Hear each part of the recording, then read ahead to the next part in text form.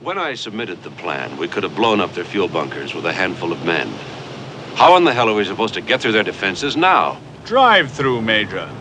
Disguised as prisoners of war, guarded by Captain Bergman's personal Africa Corps. The plan is still basically yours, but now it will be maximum effort. Land, sea, and air. Colonel, could you direct me to the nearest bus stop? Tell me, did you ever hear of a comic called Action? And to my American viewers, no, not Action Comics, but Action. The British weekly comic for boys, published from February 1976 to November 1977, and was an attempt not so much by its publishers IPC, but its editors, to create a harder-edged, more realistic publication for the 1970s for its readers. With the hard-bitten secret agent Dredger, Hellman of Hammerforce, a World War II story told from the German perspective, and Hookjaw, a British version of Jaws, where the hero was the shark. Action was an immediate hit, and with its popularity, became the target of a morality campaign, led by the tabloid newspaper The Sun, which infamously branded Action the Seven-Penny Nightmare. Ironically, this was The Sun that, while demanding, "Oh, won't somebody please think of the children?" was also the tabloid that came up with the page 3 girl, ogled over at breakfast tables and in factory canteens by the fathers and older brothers of the very children they sought to protect. Sam 16 quits A-levels for O-levels. Head sees red over his topless pupil. Unfortunately, the campaign, along with internal company politics, succeeded, and Action was pulled from newsstands in October 1976, and when it returned in December, it had been heavily edited. Some would say butchered, with safer, more acceptable storylines, and immediately sales dropped like a stone, until 11 months later, Action folded and was merged into Battle Picture Weekly. Action the Weekly was gone, but as was the practice in British comics, publishing the title could still attract sales for the next few years through summer specials and annuals for the Christmas market, filled out with reprint material from other comics, stories and articles that had been printed usually 5 to 10 years earlier on the calculation that readers would have been too young or not even born the first time they saw publication, which was how, as a 7-year-old, I read Tobruk in the 1982 Action Annual. A surprisingly hard-hitting story and beautifully illustrated in black and white that as a kid I read again and again. What I wasn't aware of, in a pre-internet world, that Tobruk had been a film, and the story was printed in the 1967 Lion Summer Spectacular as an adaptation. The question is, 58 years after its release, which is better, the film or the comic strip? Tobruk. So, what did I think?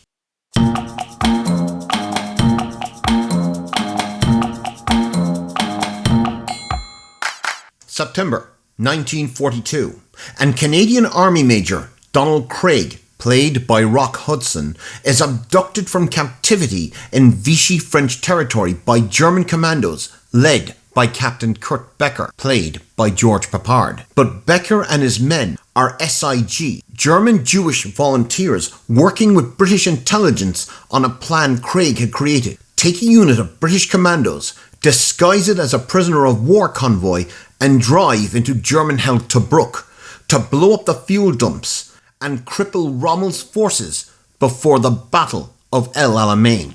Now, before I go any further, I will be comparing and contrasting the motion picture with a 14-page comic book adaptation, because Tobruk is the perfect example of what happens when one medium is far superior to the other while telling the exact same story. Tobruk came in the middle of a wave of war films from the mid-1960s to the end of the decade, all with the exact same trope. A ragtag unit of soldiers sent behind enemy lines to pull off an impossible, no, suicidal mission. This should have been a hit on release, with two of the biggest leading men of the previous decade, a supporting cast of some of the most recognisable faces of British cinema, and a director who would less than 3 years later direct one of the highest grossing films of all time. And yet, just like that dodgy carton of milk that's been in the fridge slightly too long, everything about Tobruk is off. Now don't get me wrong, there are moments that are visually impressive, but for every shot or scene that grabs your attention, there are too many that are just jarring. Director Arthur Hiller would go on to direct films such as Love Story and Silver Streak, and had a reputation for having a flair for sophisticated comedy. But although Hiller had directed the anti-war comedy The Americanization of Emily, this was his first out-and-out war movie, and if Hiller had a flair for comedy and drama, he had none for directing action films. Hiller's compositions for the screen veer wildly from flat and unoriginal to the downright bizarre. From Craig's liberation at the start of the movie, which at points feels more reminiscent of early 60s TV shows than a feature film, betraying where Hiller's career as a director began, to a finale filled with wide shots of men almost aimlessly running back and forth across the screen in a vain attempt to intensify the action. One telling moment is the sequence where the commando unit, under the guise of a German convoy, is attacked from the air by a British fighter. In the comic, artist Oliver Passingham, who had worked in animation before moving into newspaper strips, shows more visual flair and imagination in a single panel than Hiller does as the director of the film. Passingham understands and conveys the explosive action within the story as Craig gives the order to shoot the plane down.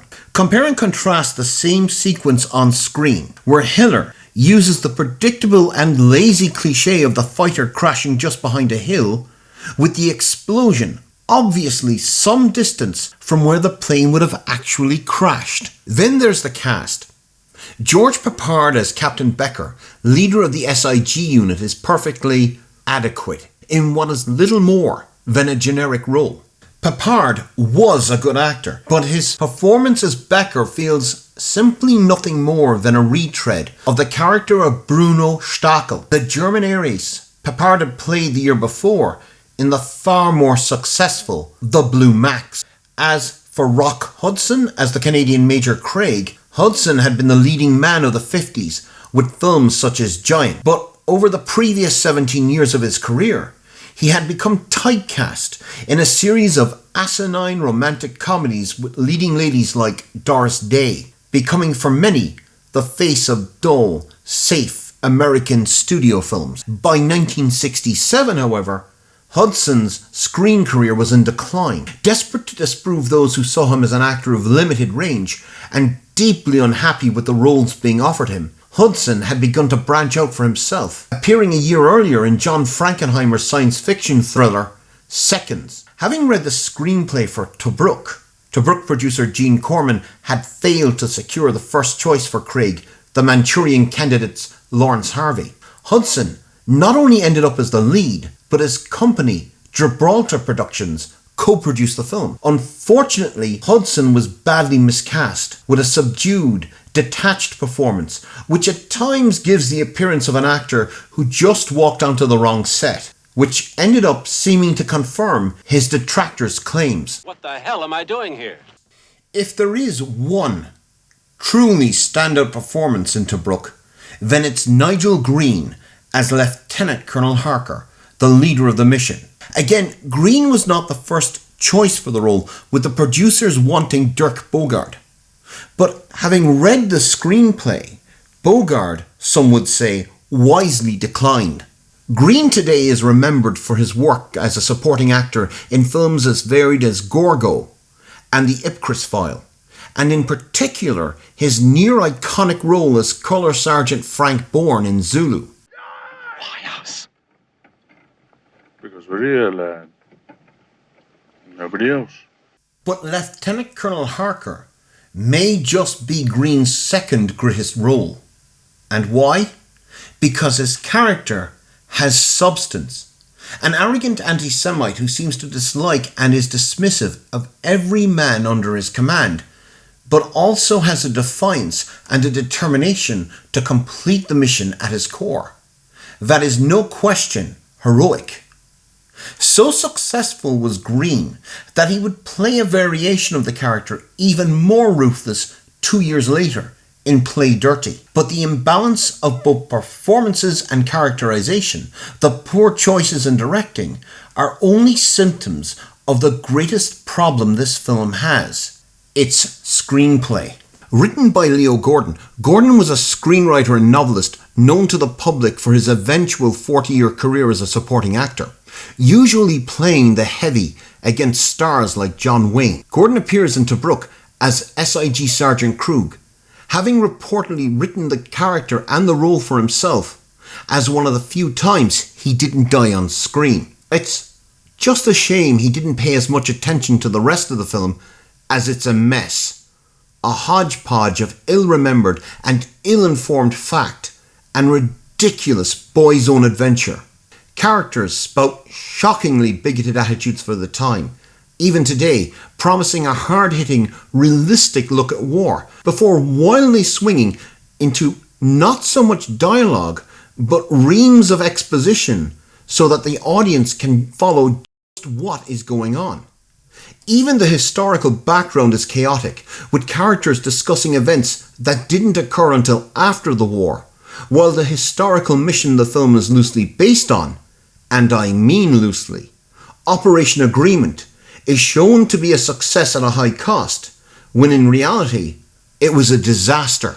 The comic book adaptation, on the other hand, avoids most of these problems, paring the story down to its bare bones, yet managing to tell it better. Even the subpar Alistair MacLean-style mystery of a traitor in the ranks is handled with greater style and storytelling ability. Passing him takes the same moments and makes you wonder who the traitor is, until the reveal is a genuine shock.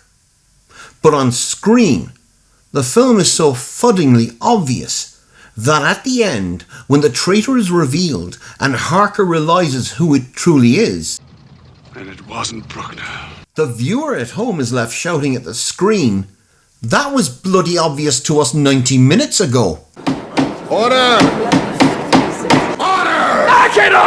Now, I'm not saying Tobruk is a bad film, but neither is it a very good one. If it's on television, it passes the time, but it is a massive disappointment compared to the comic strip, which manages to surpass the movie while telling the same tale and in only 14 pages.